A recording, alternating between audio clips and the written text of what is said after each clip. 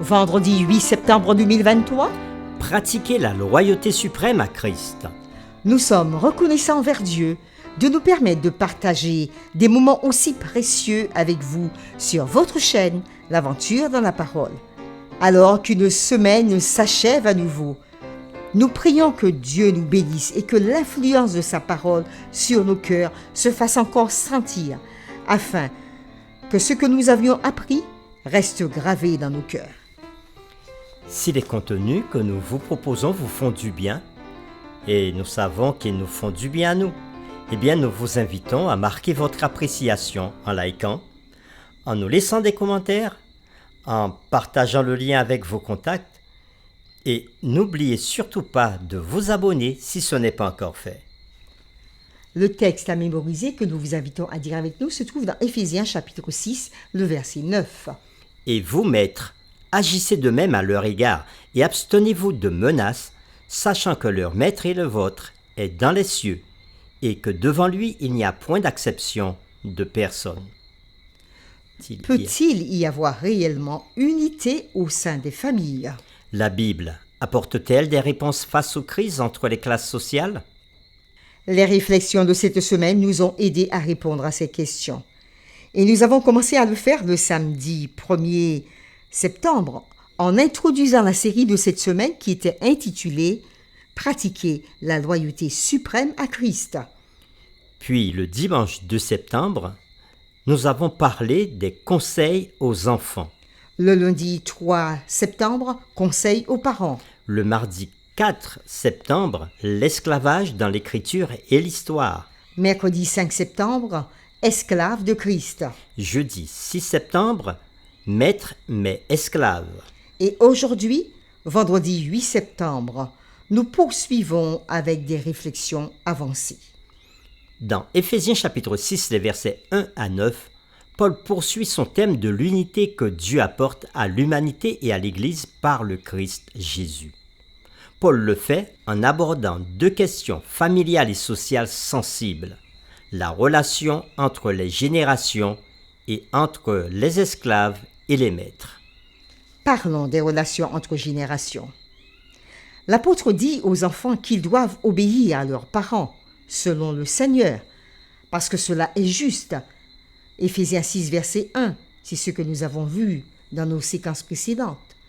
Cela est juste parce que c'est le commandement de Dieu, un commandement avec une promesse de bénédiction et de prospérité.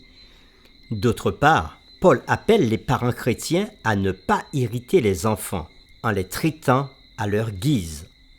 Nous l'avons vu dans Éphésiens chapitre 6, le verset 4. Le but des parents est plutôt de les élever en les corrigeant et en les instruisant selon le Seigneur, et non selon leur propre sagesse.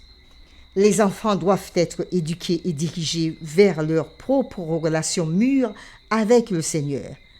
Alors que les enfants doivent être impliqués dans le travail du ménage, ce travail doit être un moyen d'éducation et non un moyen d'exploitation ou de production qui ne profite pas aux enfants.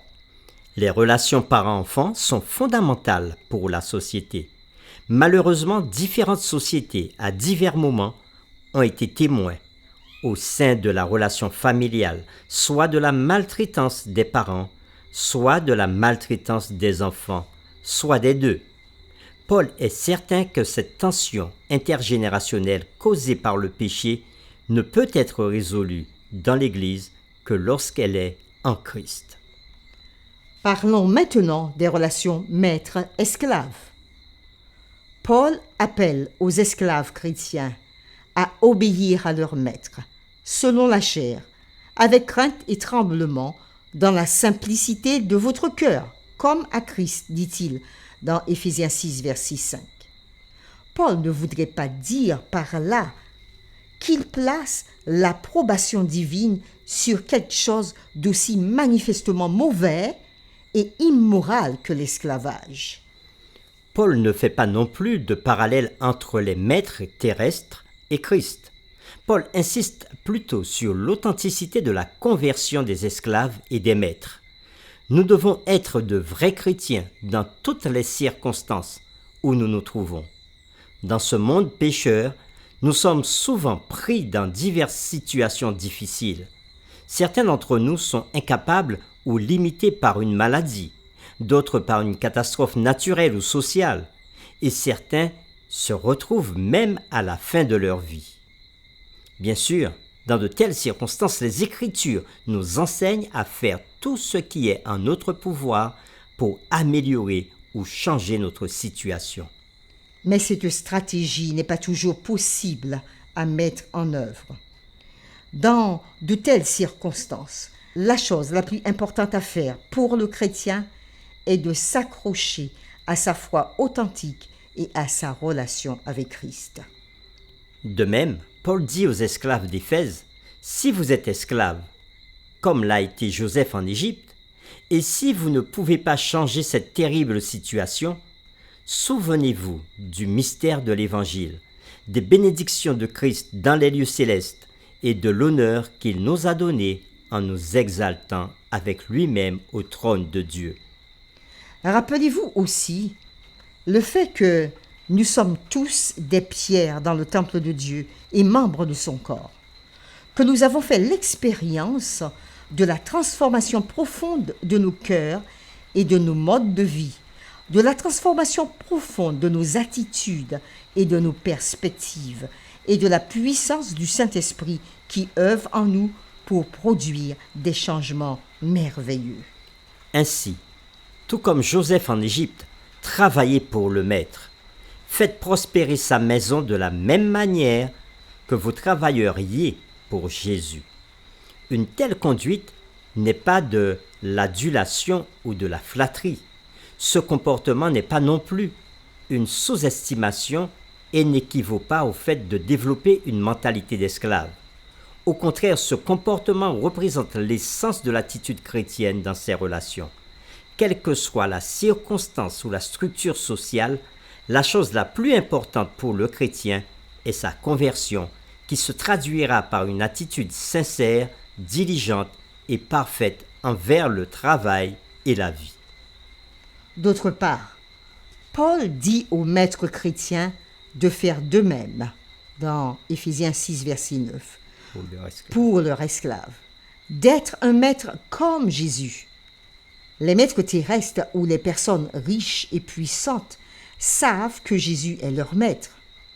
Ainsi, contrairement à l'opinion selon laquelle Paul affirme l'esclavage, il détruit le fondement de l'esclavage en établissant le principe chrétien selon lequel tous, esclaves et maîtres terrestres, ont le même maître dans les cieux, Jésus-Christ. Toutes les relations sociales et économiques terrestres doivent être liées à Jésus-Christ. Les esclaves vivent et travaillent d'abord en relation avec Jésus comme leur maître. Les maîtres doivent traiter leurs ouvriers comme Jésus, leur maître, les traiterait. Paul souligne que devant lui, il n'y a point d'acception de personne. Éphésiens 6, verset 9.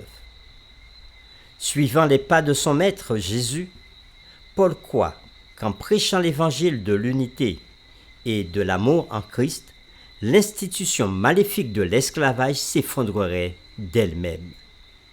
En résumé sur ces deux parties, le respect de Paul pour les enfants en tant que croyants renforce notre préoccupation pour la façon dont les enfants sont traités dans notre monde d'aujourd'hui.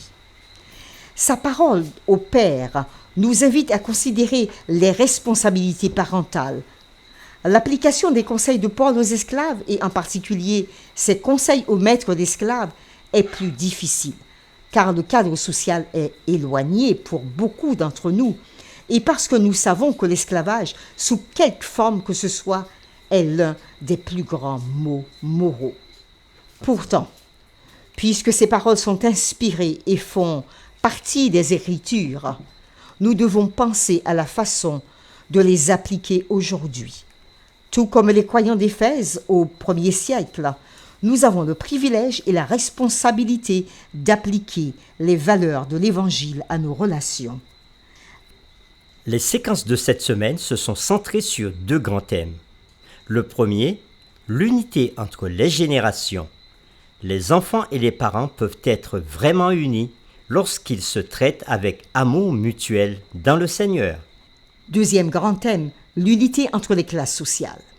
Les propriétaires d'esclaves et les esclaves ne sont unis dans le Seigneur que lorsqu'ils se voient pour ce qu'ils sont dans le Seigneur, les concitoyens du nouveau royaume et la vie nouvelle en Christ. Pour terminer, voici quelques questions que nous vous proposons pour discuter dans votre communauté de foi ou en famille. Que signifie pour vous le fait que l'amour pour les enfants soit identifié comme la preuve qu'un peuple est prêt pour le Seigneur? Vous pourrez vous aider pour répondre à cette question avec les textes suivants, Luc chapitre 1 verset 17 et Malachie chapitre 4 le verset 6. Deuxième point. Le respect évident de Paul pour les enfants suggère une question de recherche. Quelles mesures prenons-nous pour étendre les soins de Christ aux enfants qui subissent la violence, les abus sexuels et la honte à leur tendre âge? Compte tenu de la recherche sur l'impact profond des expériences défavorables de l'enfance, quelle est notre responsabilité à leur égard? Une autre question. Dans le cadre du respect de Paul pour les enfants et des soins de Jésus à leur égard, quelle responsabilité l'Église a-t-elle pour entretenir et protéger les enfants dont elle a la charge? Quels systèmes et procédures doivent être mis en place pour ce faire? Autre point.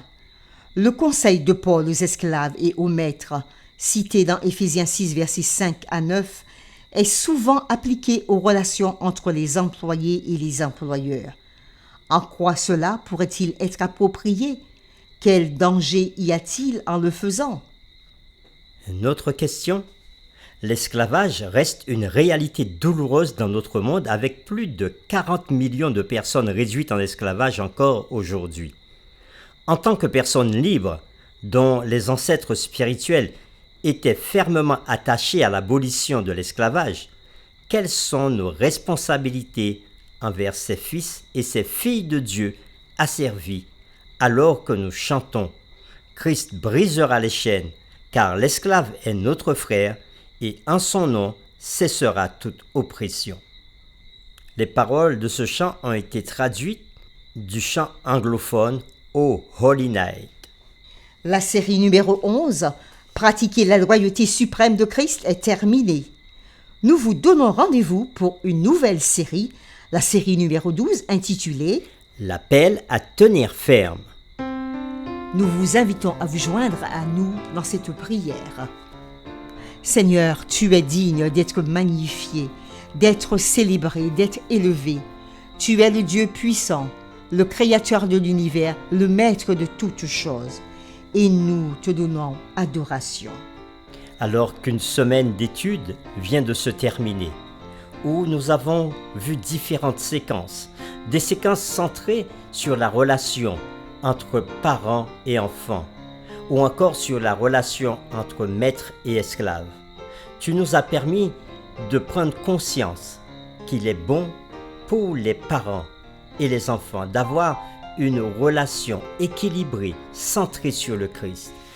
Et pour les dirigeants et les travailleurs, d'avoir une relation de réciprocité centrée sur le Christ, sachant que nous sommes tous frères en Christ. Seigneur, puisses-tu nous aider à saisir, à comprendre et à pratiquer tous ces enseignements. Nous t'avons prié au nom de Jésus. Amen.